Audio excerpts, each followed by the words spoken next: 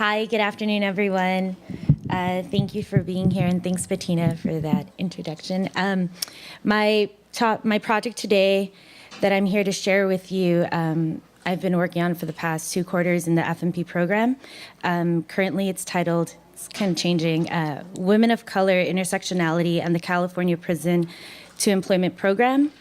I want to start by giving kind of like a background motivation of what led me into the topic of formerly incarcerated women.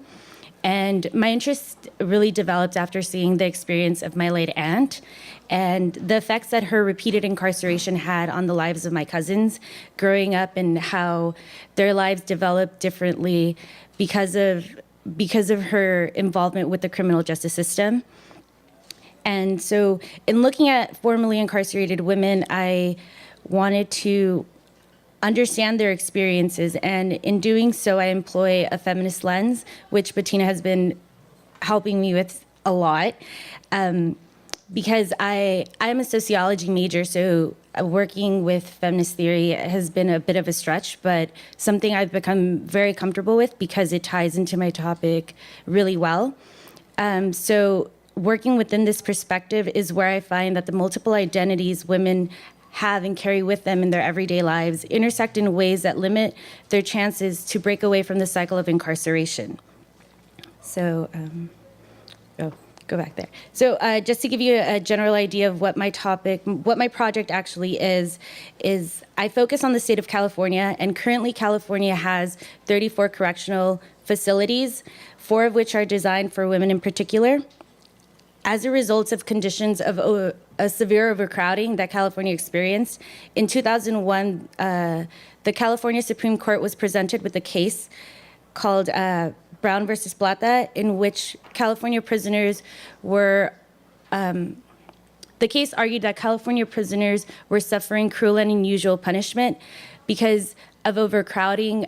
Medical and mental health services provided for these prisoners lacked severely. And as a result, the ruling of the court in this particular case mandated the release of nonviolent offenders in order to reduce the overcrowding in prisons, expecting the release of approximately 40,000 prisoners. The state of California developed reentry programs that aggressively targeted issues of high unemployment among recently released individuals. In response, in 2008, the California New Start Prison to Employment Program was created. This is the newest program that connects recently paroled individuals with employment opportunities in their communities. The purpose of my project is to connect how the services this program provides answers to the specific needs women of color have as they re-enter their communities. In doing so, this project employs a theory of intersectional analysis in an effort to understand how the multiple socially constructed categories of race, class, gender, and sexuality affect women's lives. In order to analyze this program and the women who participate in it, I analyzed websites and publicly available information for content. In addition to that, I conducted interviews with program administrators and women to gain insight to how the program works and to fill in the gaps that the public information out there on the program doesn't really answer. The responsiveness of this program to the needs of women of color is important because women of color make up a large majority of the women behind bars in California. In order to reduce the levels of recidivism, stable employment is crucial because it is a key indicator of the potential success a parolee has. So I begin by looking at women in California prisons to give you a background of the social problem that I deal with in my project. During the course of this project, I've sought to understand who incarcerated women are, where they come from, what types of crimes did they commit and why, and how perception around these women has changed and how it's been seen through policies. Incarcerated women are characteristically described as being poor, undereducated, underemployed, mothers, many of them welfare recipients. 80% of women incarcerated are, 86% of women incarcerated report being mothers, primary caretakers of their children at the time of their arrest. whereas 26% of men report being fathers at the time of their arrest. So more mothers are being incarcerated than fathers, which means that more mothers are being detached from their children to serve time behind prison. African American women and women of color in general are incarcerated at higher rates than white women. African American women experience a rate of 149 per 100,000 women, whereas Latinas are incarcerated at a rate of 75 per 100,000 women. So consequently, they make up a large proportion of the prison population in California. Many of these women also have histories of drug and alcohol abuse. Among the highest offenses reported, women are mostly incarcerated for drug offenses and property offenses, and these are linked to their issues with drug abuse. So 65% of incarcerated women are women of color, and primarily a lot of them consist of drug abuse. So in California, the criminal justice system falls short in meeting the needs of women with substance abuse issues. 50% of incarcerated women report having addiction problems or histories of addiction at the time of their arrest. Many of the issues that women enter prison with are still obstacles for them once they leave prison, because the prison system is not addressing their issues fully. So in the time that they're in prison, though they may detox, they're not given the treatment that they need to be able to counter the effects or the availability of drugs in their communities once they are released, because prison treatment programs are only within the facility, and women experience limited sources of assistance once they are released from prison. So this is seen in the repeated offenses that women are incarcerated in. So in turn, this affects their chances of attaining employment and successfully completing parole. Only 11% of women successfully complete parole, where 39% will reoffend within 3 years of their release. So,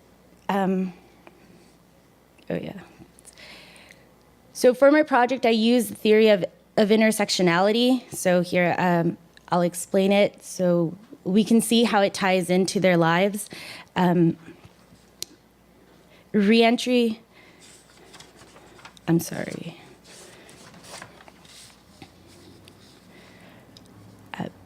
programs are unlike any other social assistance programs because they are orientated, at least in theory, to address the difficulties that parolees have as they attempt to remake their lives. Issues that affect women in general, and in particular persons of color, are often unaddressed because dominant legal and criminal justice discourses fail to recognize them fully. In order to understand the complex class that women of color represent, in particular Black women, I employ the theory of intersectionality. Using Kimberly Crenshaw's work in Mapping the Margins, Intersectionality, Identity Politics, and Violence Against Women, she discusses the multiple facets that women of color experience marginalization. Intersectionality is described as the interlocking systems of oppression.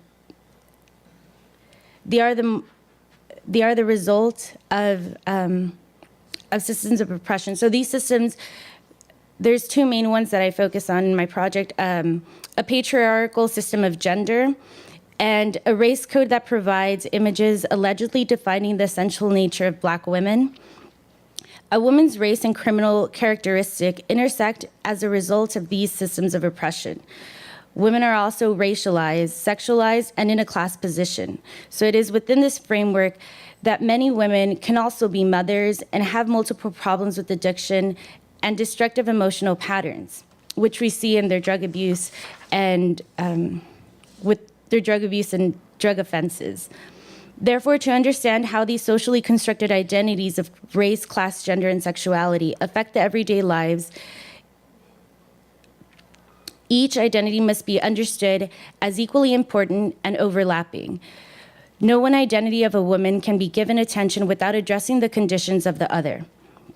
For instance, Black women, Crenshaw argues, are categorized and simultaneously subjugated because of their difference from white women and Black men. Black men are subjected to racism, not so much sexism, because of the hegemonic patriarchal system of gender. On the other hand, Black women are subjected to both racism and sexism because they are neither white women nor Black men. I argue that the same view can be used to look at incarcerated women or formerly incarcerated women in my project, and women of color more generally. As women, they are subjected to the sexist treatment within the criminal justice system. Prostitution is illegal in many states, including California. Women are penalized for prostitution, although for many of them, it's seen as a way to make a living. Men who use prostitutes, however, are not equally subjected to arrest in the same manner. In addition, while cavity searches are routinely used in incarcerated women and men, they are particularly invasive to women. Because women are criminalized and considered deviant, these searches are permitted.